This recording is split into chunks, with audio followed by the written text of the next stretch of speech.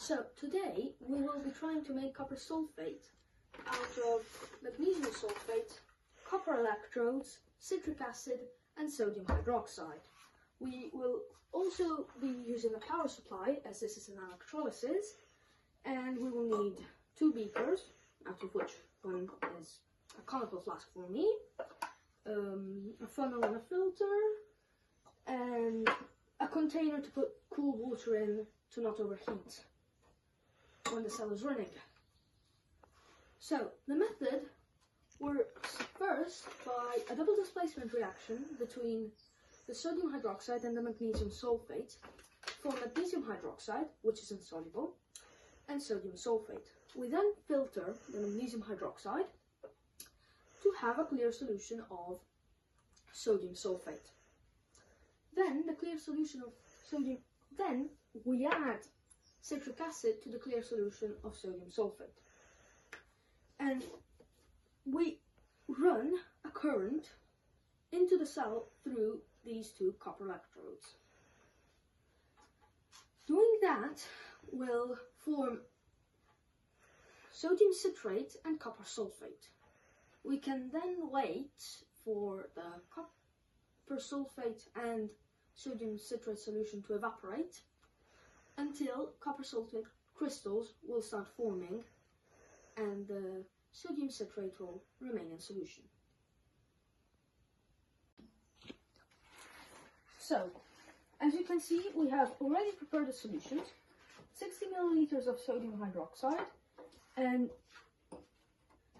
60 milliliters of magnesium sulfate and 20 milliliters of magnesium hydroxide, of sodium hydroxide, sorry. Additionally, my brother will come and help me today. We start by pouring the sodium hydroxide into the magnesium sulfate solution.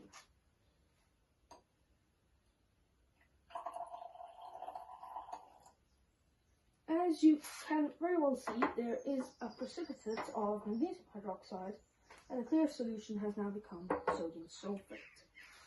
Now we go ahead and filter the solution.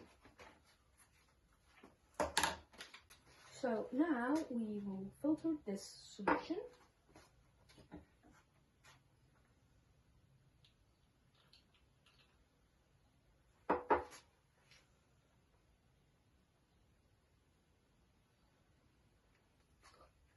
So we have finally filtered our sodium sulfate solution. And in the meantime, I prepared 10 ml of a citric acid solution. We will mix them together as so.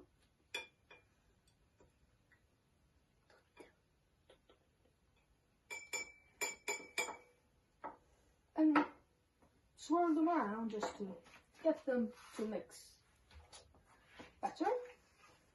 Now we need to get our cold water container, otherwise our beaker will completely heat up and we will need to fill that up with water. So we have set up the electrolysis.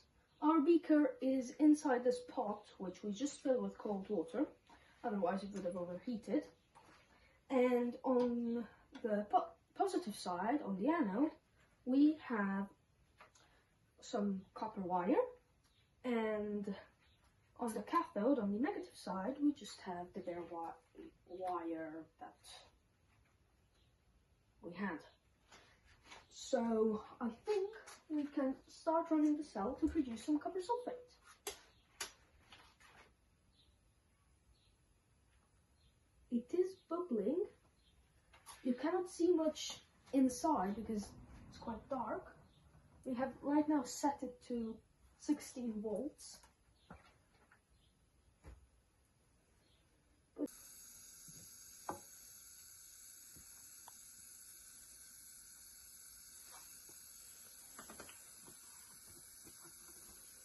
Maybe if I turn the lights on. Yeah, try that. No, wrong lights. This one?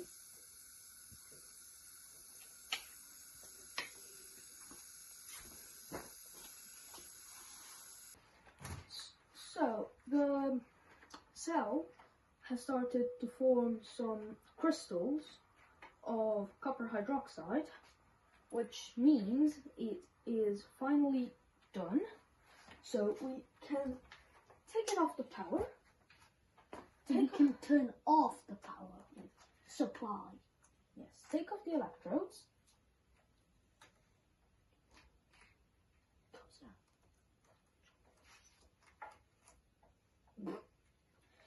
Right.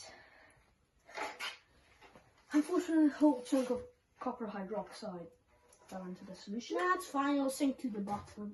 Yes, and we can filter. I'm ready to filter it. And now We take it off with a big reveal. take it out. So after filtering, we have this nice blue solution of copper sulfate.